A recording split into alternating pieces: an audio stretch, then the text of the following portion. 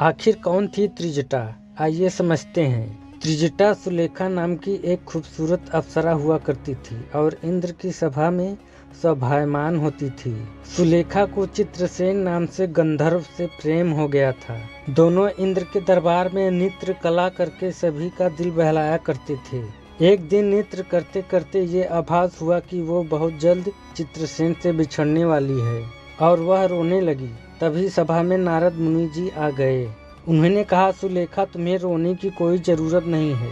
भविष्य में जो होगा उसे तुम्हारा ही भला होगा। सुलेखा बोली, आखिर ऐसा क्या होने वाला है मुनिवर? मेरा दिल बहुत अशांत होता जा रहा है। नारद ने कहा, भविष्य की बातें वर्तमान में नहीं की जाती, इसलिए तुम चिंता न करो। इस बात ने सुलेखा को और चिंता में डाल दिया। ये सब देखते हुए चित्रसेन ने एक दिन इंद्रदेव से इजाजत लेकर पृथ्वी लोक पर घूमने आए। वहाँ का वातावरण देखकर सुलेखा बहुत प्रसन्न हुई। जैसे उसने झरने को देखा, उसको झरने में स्नान करने का दिल हुआ। चित्रसेन और सुलेखा दोनों झरने में स्नान करने लगे, एक दूसरे पर पानी डालकर आनंद लेने लगे। वहीं किनारे पर एक चट्टान पर ऋषि दुर्वासा तपस्या कर रहे थे।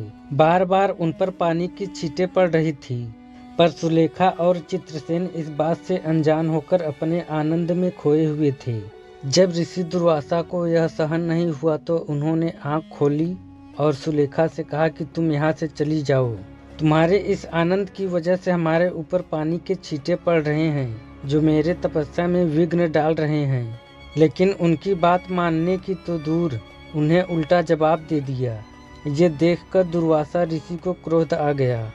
दुर्वासा ऋषि आग बबूला हो गए और सुलेखा को श्राप दे दिया कि तुम जल्द इस सुंदर शरीर को त्याग दोगी और तुम्हारा अगला जन्म राक्षस कुल में होगा। दुर्वासा ऋषि के इतना कहते ही चित्रसेन ने उनका पैर पकड़ लिया और उनसे क्षमा मांगने लगे। सुलेखा को अपनी गलती का एहसास हुआ। ऋषि के पैरों में गिरकर क्षमा की भीख मांगने लगी।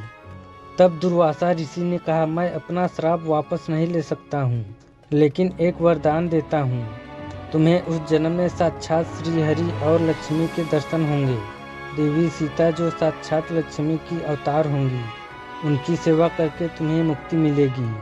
और ठीक ऐसा ही हुआ। माली नाम का एक राक्षस हुआ करता था, जिसकी पुत्री का नाम कुंचकैसी था। कुंचकैसी ने हरि कीर्तन करके ऋषि विश्रवा को प्रसन्न कर लिया था और दोनों एक दूसरे से प्रेम करने लगे थे। और कुछ समय बाद कुंचकैसी गर्भवती हो गई और उसे एक कन्या की प्राप्ति हुई, जिसका नाम त्रिजटा था। ऋषि विश्रवा ही रावण के पिता थे, जिन्होंने कैकसी से विवाह किया था, जिससे रावण का जन्म हुआ था। किसी किसी कथाओं में त्रिजटा को रावण की सौतेली बहन कहा जाता था।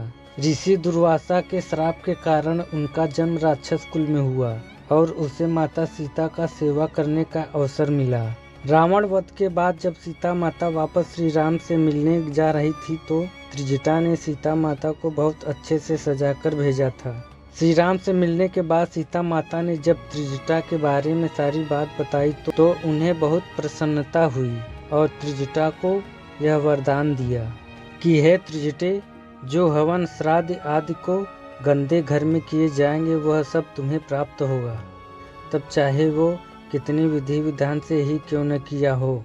जिस श्राद्ध में बिना तेल का तर्पण किया जाएगा, जो बिना दक्षिणा के संपन्न किया जाएगा, वह सब तुम्हें प्राप्त होगा।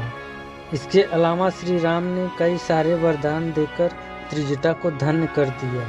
फिर वहां से वापस अयोध्या लौट आए। त्रिजटा कुछ दिन तक लंका में रही। उसके बाद काशी में एक स्थान में आके रहने लगी और फिर उसने अपने शरीर को त्याग दिया।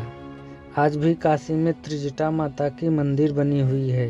इस तरह से त्रिजटा का उद्धार हुआ और त्रिजटा वापस सुलेखा बनकर इंद्रलोक चली गई। ये कहानी मांडवी रामायण नामक किताब से लिया गया है। ऐसी ही जानकारी पाने के लिए हमारे चैनल को सब्सक्राइब करें और बेल आइकन को भी दबाएं ताकि सबसे पहले वीडियो आप तक पहुंचे।